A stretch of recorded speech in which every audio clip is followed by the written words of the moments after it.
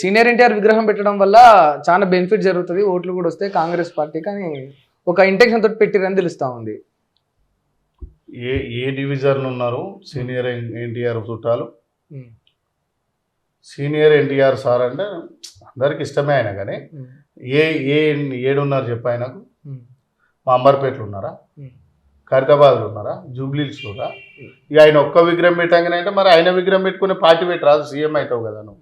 మా పార్టీని మాకు వదిలేస్తే మేము సీఎం అవుతాం కదా, అంతే కదా. మా ఉత్తమ్ సార్ నన్ను చేసుకుంటాం సీఎం, మా బట్టి సార్ నన్ను చేసుకుంటాం, మా శ్రీధర్ బాబుని చేసుకుంటాం, మా దామన్నని చేసుకుంటాం, మా షబ్బీర్ అలీకి ఎమ్మెల్సీ ఇచ్చి సీఎం అని చేస్తాం. మా మైనార్టీ సోదరులు ఎప్పటి నుంచో సీఎం కావాలని ఉంది మా మైనార్టీలో, మా దళిత బిడ్డకి చేస్తాం, మా దామోదర్ నరసింహన్న. ఇక టీఆర్జీ తర్వాత వాళ్ళు కాలేదు కదా, మీరే అవుతారు కదా. బాధ అనిపిస్తుంది కదా. ఏం బాధ అనిపించిందా నిజంగా? అంటే సీనియర్ ఎన్టీఆర్ విగ్రహం ఆడ పెడితే నిజంగా ఒక ఒరిజినల్ కాంగ్రెస్ నాయకుడిగా, ఏఐసిసి లీడర్గా బాధపడ్డరా అన్న? ఘోరంగా బాధపడ్డా, నిజంగానా ఘోరంగా బాధపడ్డా.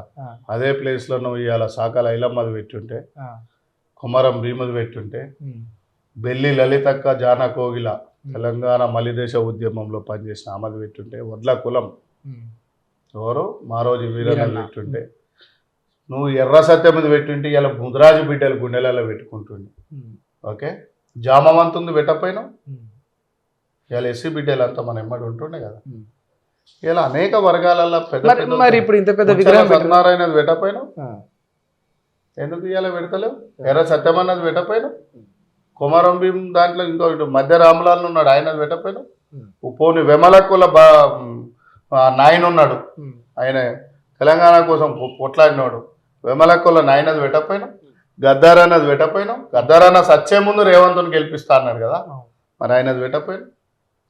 పెట్టరు, బరాబర్ పెట్టరు. అధికారం వాళ్ళ చేతులు ఉంటుందా అన్న? విగ్రహం ఉంటుందేమో తీసేసే ప్రయత్నం. కేసీఆర్ సార్ ఒక మాట అన్నాడు, కత్తి ఆలదే కానీ పొడిచేది అయితే మనోనే. పొడిచేది మనోడే, కత్తి ఆలదే పొడిచేది అయితే మనోనే. అంటే పొడిచేది మనోడే కదా, కత్తి ఆలదే కదా. అది జరిగింది ఇవాళ. ఇప్పుడు అంటే కత్తి చంద్రబాబుది, పొడిచేది రేవంత్ రెడ్డి అంటారా? రేవంత్ రెడ్డి పొడుస్తుండో లేదు కానీ మమ్మల్ని అయితే పొడుస్తురుగా. అంటే మీ ఒరిజినల్ కాంగ్రెస్ అన్నా? ఒరిజినల్ కాంగ్రెస్ వాళ్ళు ఉంటుందా మరి? ఆ విగ్రహం ఉంటుందా? ఏమన్నా తీసేసే ప్రయత్నాలు ఏమైనా చేస్తారా? కొన్ని వార్తలు వినిపిస్తా ఉన్నాయి, ఆ విగ్రహం ఉండదు, తొలగిస్తామని కూడా. ఇది తెలంగాణ, వేలాది మంది చనిపోయినా పోరాటం ఆగలేదు, వేలాది మందిని పూటకు ఎన్కౌంటర్లతో చంపినా కూడా పోరాటం ఆగలేదు. ఇది తెలంగాణ, రక్తం మరిగే తెలంగాణ, అన్నం లేకున్నా కొట్లాడే తెలంగాణ, ఆకలి ఉన్న కొట్లాడే తెలంగాణ, నీ బుల్లెట్లకు ఎదురు గుండె చూపించిన తెలంగాణ, అమరులు అయిన తెలంగాణ, అమరత్వంలో రక్తంలో కొట్టుమిట్టాడుతున్న తెలంగాణ.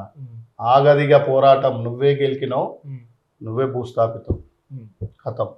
ఈ పోరాటంలో ఆరంభం ఎవరు చేస్తారో ప్రజలు చేస్తారు. చలో దానికి సిద్ధం. అవసరమైతే తెలంగాణ అటు ఇటు అవుతుందంటే నేను కూడా అలా పోయి కొట్లాడతా, బరాబర్ నా ప్రాంతం కోసం కొట్లాడతా. ప్రజల మీద కోపం లేదు, ఆంధ్ర ప్రజల మీద, పాపం వాళ్ళు కూడా మాలాంటి వాళ్ళే. తెలంగాణ ఇప్పటికి చూస్తున్నాం. ఈడ నువ్వు విగ్రహాలు 2 పెట్టినావు, ఒకటి మా పార్టీ ఉంది పెట్టినావు, ఒకటి మీ పార్టీ ఉంది పెట్టినావు. ఓకే, తెలంగాణ ఉద్యమకారులది, ఈడ పవన్ కళ్యాణ్ది, టీడీపీది, ఇంకో 4 పార్టీలు ఆంధ్రలో నడిచినట్టుగా మా తెలంగాణ పార్టీని కూడా ఆడ నడిపిరి, మీ పార్టీని ఈడ నడవనిస్తాం.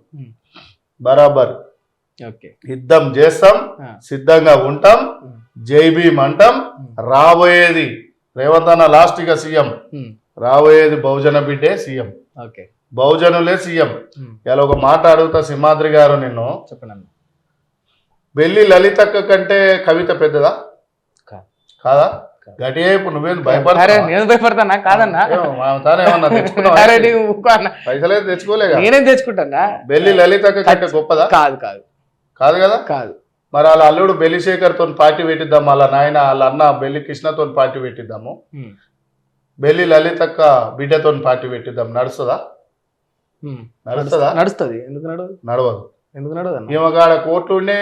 ఇప్పుడు బెల్లి లలితక్క ఉద్యమమే చేసింది, కేసీఆర్ బిడ్డ ఉద్యమం చేసిన అన్నది నాకు తెలియదు. కానీ మరి ఆమె కాడ మరి ప్యాలెస్లు కోర్టులు ఉన్నాయి, మరి బెల్లి లలిత ఇంట్లో ఇల్లే గది లేదు వాళ్ళకు. సాంబశివన్ బిడ్డ పార్టీ పెడితే నడుస్తుందా? అంటే పైసలు ఉండాలి, ఆర్థికంగా బలంగా ఉండాలి కదా. ఎందుకు బలం ఎందుకు? ఓట్లు వేసేటోని మీకోసమే కాదు త్యాగాలు చేసింది. మీరు ఓట్లు వేయనీకేం బాధ? అంబేద్కర్ సార్ మనవాడు వచ్చి పార్టీ పెడితే దేశంలో నడుస్తుందా? నడవదు. పూలే వారసులు వచ్చి పెడితే నడుస్తుందా? ఉమ్. పెరియర్ రామస్వామి పెడితే నడుస్తుందా? సాహు మహారాజులు పెడితే నడుస్తుందా? మరి వీళ్ళు పెడితే ఎందుకు నడవాలనే? ఉమ్. మరి ఆ జ్ఞానం ఎవరికి రావాలన్నా? మా తెలంగాణ, ఆంధ్రప్రదేశ్, భారతదేశంలో ఉన్న ఉమ్. ఓటరు దేవుళ్ళకు, ఉమ్. ప్రజలకు రావాలి. అమ్మా, ఉమ్. మీ విద్యను అమ్ముకుంటారు, మీ ఆరోగ్యాన్ని అమ్ముకుంటారు, మీ బిడ్డల మీద ఒక్కొక్కరి మీద 20-20 లక్షల రూపాయలు అప్పేసిరు, మీ బతుకులు ఖరాబ్ చేస్తారు. ప్రైవేటు హాస్పిటల్ ఓపెనింగ్కి పోతున్నాం, మేము ప్రైవేటు కాలేజీలు ఓపెనింగ్కి పోతున్నాం, ప్రైవేటు స్కూల్ ఓపెనింగ్కి పోతున్నాం. గాంధీ హాస్పిటల్, ఉస్మానియా హాస్పిటళ్లకు బాగు చెయ్యం మేము. మీరు మా పార్టీకి ఓట్లు వేయాలి, మా బీఆర్ఎస్కి వేయాలి, మా బీజేపీకి వేయాలి, మా కాంగ్రెస్కి వేయాలి. మీ ప్రజల్ని మాత్రం మేము ఉంచుతూనే ఉంటాం. మీ మీద ప్రమాణం చేసి చెప్తున్నాం, మీ కులాలు, మీరు కుల ఫీలింగ్లు, మత ఫీలింగ్లు వదిలేసి మీ బహుజన బిడ్డల్ని, అంబేద్కర్ పూలేల బిడ్డల్ని ఆదర్శంగా తీసుకొని మీ ఇంట్లోనే ఒక సైనికుని చేసినంత రోజులు ఈ రాజకీయ అవినీతి పాలనలు తప్పై చూసుకున్నట్టయితే తమిళనాడు విజయ్ ఎస్సీ బిడ్డే ఇవాళ భారతదేశానికి ఒక ఆదర్శమైండు. ఓ ఆటో డ్రైవర్ని కూర్చోబెట్టిండు, ఒక కారు డ్రైవర్ కొడుకుని 40-50 మంది సీట్లను గెలిపించిండు. మా అంబేద్కర్ ఆశయాలతోనే ఇక్కడ కూడా ఆ సైన్యము రాబోతుంది.